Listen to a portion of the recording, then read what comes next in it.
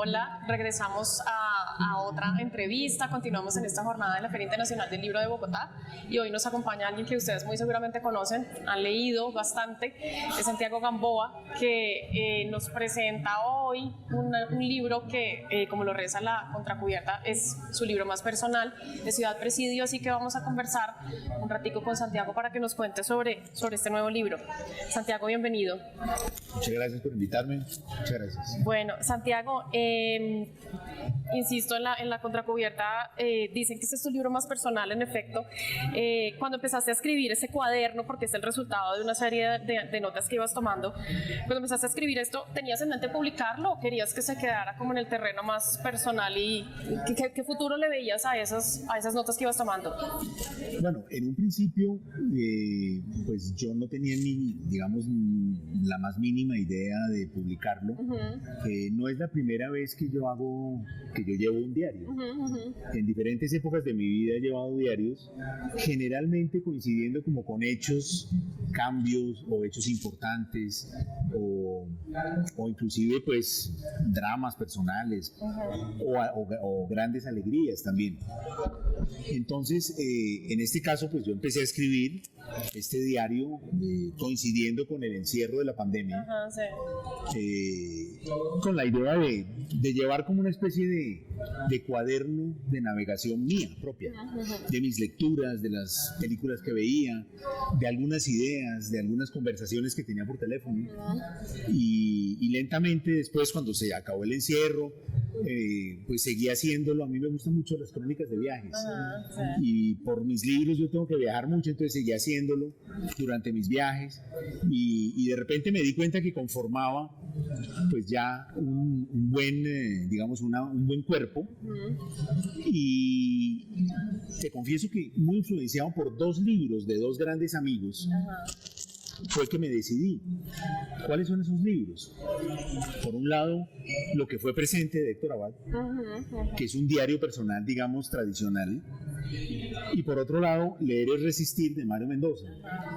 Mientras yo escribía este cuaderno, hablaba con Mario pues por lo menos una vez o dos veces por semana durante el encierro, y él me contaba que estaba escribiendo ese libro y yo le contaba del mío, y de alguna manera era como yo sentí que estábamos haciendo algo similar, aunque diferente, pero algo similar, que era un poquito hablar de nuestra relación con la literatura y con la lectura y con aquellos libros que nos hicieron o que nos hacen todavía hoy seguir amando todo esto, ¿no? ¿Tú te impusiste alguna disciplina? Pensaba en que el juicio que tiene uno cuando decide hacer un diario se llama así precisamente porque día a día vas tomando notas. ¿Tenías alguna disciplina? ¿Te sentabas a cierta hora específica? Cuando venía algún como tren de pensamiento, ¿ibas de una vez? ¿O cómo era el ejercicio de sentarte con... Fíjate que yo soy muy indisciplinado. Y yo tengo que vencerme para mis novelas como para todo. De hecho, es un diario que tiene saltos de días. Ahora, también los diarios que son 21 de enero, 22 de enero, 23, a mí a veces me producen un poquito de vértigo. Los alemanes son así, Ernest Junger. A mí me gustan más los diarios un poquito más espaciados porque dan la posibilidad de que ocurran más cosas, de que se piensen más cosas. Los diarios se dividen en varios formatos. Lo que uno cuenta en un diario, pues es, digamos, hay un nivel que son los actos, lo que uno hace, pero claro, en un encierro pues son muy pocos. Luego están las ideas sobre ciertas cosas, mis ideas sobre un libro, sobre una película o sobre un evento político, y luego están también un poco los secretos, ¿no? Hay diarios que tienen como los diarios de Tolstoy, la fidelidad es ocultar y tener un diálogo con ciertas cosas inconfesables. Yo tengo una vida muy banal, no tengo casi nada que sea inconfesable prácticamente, pero bueno, pero también entonces trato de que el libro se mueva por esas tres posibilidades. Sí. Eso es lo chévere porque veía, había opiniones políticas, hablas de Bolsonaro, de Duque, hablas del Papa, hablas de la camiseta de la Selección Colombia, hablas del fracking. Cuando leías y releías, bueno, incluso hablabas de la muerte de un amigo, es decir, oscilas entre todas estas formas de ver la vida, algunas más confesionales, más íntimas, otras más opiniones políticas. ¿En algún momento hubo como alguna especie de autocensura? Dijiste, no, esto mejor no debe ir, o cómo fue la relectura de todas estas Bueno, mira, que ibas escribiendo? te confieso que cuando yo volví a leer para publicar, pues había una cantidad de textos, por ejemplo, sobre política. Pero afortunadamente, en simultánea, cuando estaba haciendo el trabajo de un poco de ver qué cosas edito y qué cosas dejo, estaba leyendo yo un libro de artículos de Javier Marías. Y me di cuenta que como lector, cada vez que los artículos hablaban de política, yo me saltaba las páginas. Porque la política muere en el momento. Sí. La opinión política sobre, bueno, a no ser que se trate de cosas, yo qué sé, las elecciones, pues la victoria del año pasado del Pacto Histórico y de Petro, las elecciones, todo lo que hubo en contra de eso, en torno a eso, pues obviamente hay un rastro de eso, como es lógico. Sí. Pero luego el detalle cotidiano de la conversación que escuché y que me disgustó, de cierta opinión de algún rival o de algún antagonista mío político, son cosas que mueren muy rápido. Entonces, afortunadamente, ese libro de Marías me abrió los ojos. Entonces, expurgué casi todo lo que tenía que ver con asuntos políticos, por considerarlos que forman parte de una cotidianidad que muere muy rápido. No es una censura, sino es más bien una protección al lector para que no se aburra y no haga como me tocó hacer a mí, saltarse esas páginas. Y es lo mismo releerte en la ficción que en esto que es real, es decir, tu ejercicio de relectura, ser crítico contigo mismo, seleccionar, volver a escribir, ¿es un ejercicio igual? Para mí hay un momento en que sí, es decir, yo leo los textos y los corrijo con la misma búsqueda de una prosodia, de un ritmo interno, como si fueran una novela, como si fuera, bueno, yo todo lo hago así, inclusive las columnas de opinión las hago así. Entonces sí, claro, y si hay que cambiar una palabra para que, o si se repite una palabra mucho, produce una cacofonía, la elimino. Es decir, yo hice una edición literaria de estos textos que, por ser escritos día a día, no tienen a veces digamos, el trabajo y el cuidado que tienen los productos literarios finales. Pero me divertí mucho haciéndolo porque me permitió recordar mil cosas. Cada vez que me ponía a corregir, me acordaba de algo y agregaba de pronto. O me daba cuenta de que había un libro que me faltaba en esa lista, entonces lo metía. Fue un diálogo con el propio diario que continuó durante la edición. Hay, digamos, capítulos o días, más bien, que son un poco más largos, hay unos que son unas pocas líneas. ¿Tú pensaste esa estructura así o fue algo que se dio espontáneamente? No, yo creo que los diarios en general suelen tener eso. Es decir, cuando un diario, eso es otra cosa que a mí me inquieta, cuando un diario todos los días tienen la misma longitud, a mí se me hace como raro. Es sospechoso, sí.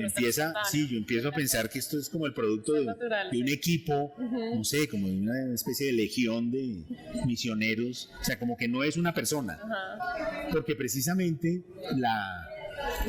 un poco el sube y baja de la vida y de la escritura se acomodan mucho más al formato libre de que un día tenga 3 líneas y el día siguiente 3 páginas, ¿no?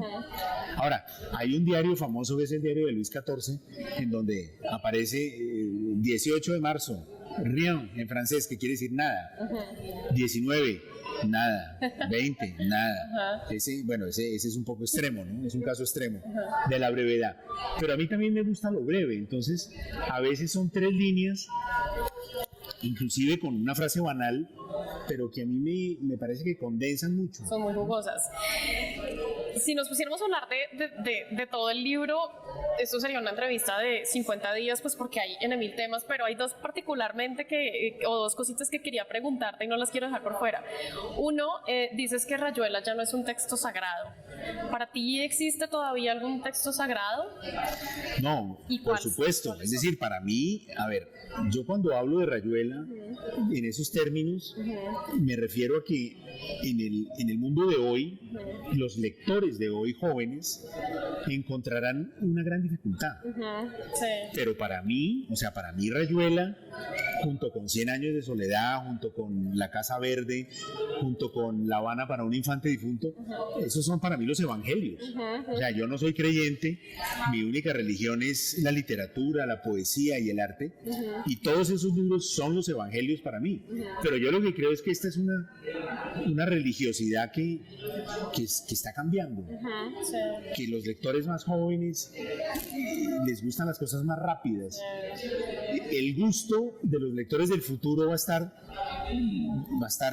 formateado por TikTok y por otras cosas que hacen que yo no sé si los lectores vayan a tener la paciencia, hoy mismo ya, de leerse una novela de 700 páginas con esa complejidad argumental y estilística. Sí. Pero no solamente Rayuela, yo creo que eso mismo le pasa a La Casa Verde, de Vargas Llosa, y posiblemente a 100 años de soledad también, ¿no? Sí. Finalmente, lo que decías, has viajado y has vivido en un montón de ciudades y de cada una cuentas, hablas de los cafés, hablas de las librerías. ¿Cuál ciudad ha sido esencial para tu escritura? Mira, yo he escrito en muchas ciudades, he escrito en todas las ciudades europeas donde he vivido, por supuesto, y eso es digamos, la sensación de cercanía con una ciudad es algo que va cambiando, por supuesto. Para mí, pues son entrañables aquellas donde he vivido. Claro. Donde he vivido, pues porque no solamente he vivido la escritura, sino también la lectura, el trabajo, el amor, la soledad, la alegría y la tristeza. Entonces, para mí esas ciudades, pues cuando yo llego a ellas, yo viajo mucho, yo regreso mucho a Madrid, a París y a Roma. Son las ciudades europeas en las que he vivido. En otras muchas he estado muchas veces, pero no he vivido, pero en esas he vivido. Y entonces para mí, caminar por esas ciudades, encontrarme en las mismas esquinas, es como hacer un paseo por mi propia vida, por mis recuerdos, por épocas que yo pensaba que estaban concluidas, pero que en el fondo no están concluidas. Porque cuando yo paso por las esquinas donde yo a los 19 años en Madrid caminaba lleno de sueños, lleno de anhelos, lleno de ideas, me parece casi como ver de pronto que se me va a aparecer ese muchacho, pues de algún modo estoy volviendo a vivir todo eso, ¿no? Y trato de reflejarlo entonces en este libro, en lo que escribo sobre cada una de esas ciudades. Tal vez la ciudad en este momento que me tiene más enamorado es Madrid, ¿no? Aunque Roma, pues yo en Roma vivo una parte del año todavía, pero Madrid es últimamente como un viejo amor que regresa. Finalmente, ¿cómo han recibido los lectores este ejercicio tan personal después de Colombian Psycho, de otras narraciones y sobre todo la más reciente con una historia tan fuerte? ¿Cómo reciben ahora a un Santiago Gamboa que les desnuda su corazón y les cuenta y los pone a reflexionar? ¿Qué te han dicho? ¿Qué dice la gente entonces? Pues lo que pasa es que hay una especie de juego literario con mis lectores, digamos, de fuertes, de pata negra, pues los que siguen todo. Y es que en mi novela Colombian Psycho hay un personaje que se llama Santiago Gamboa y que es escritor. Sí. Y ese escritor tiene pues una serie de episodios y al final es asesinado. Y ese escritor está escribiendo un cuaderno que se llama Cosas para hacer en la tarde antes del fin del mundo. Entonces es un poco un juego metaliterario, porque es como si este fuera el libro que ese personaje de Colombian Psycho dejó en su computador. Entonces, pero claro, este es un juego solo para esos lectores. Para el resto de los lectores, pues es un libro muy personal, en donde muchos entran a mirar una guía de lectura, una guía de cines, una guía de viajes. Otros entran a ver chismes, a ver mi vida, a ver qué encuentran de mi vida. Y otros pues porque se sienten atraídos por lo que yo puedo contar de lo que es un poco los secretos de mi propia actividad literaria, de mi cocina literaria, de los métodos de escritura, la vida cotidiana de un escritor como yo, ¿no? Entonces, bueno, ahí un poco la suma de todo eso en Ciudad Presidio. Bueno, Santiago, muchísimas gracias por tu tiempo. A ustedes, muchas gracias. Gracias a nuestros lectores.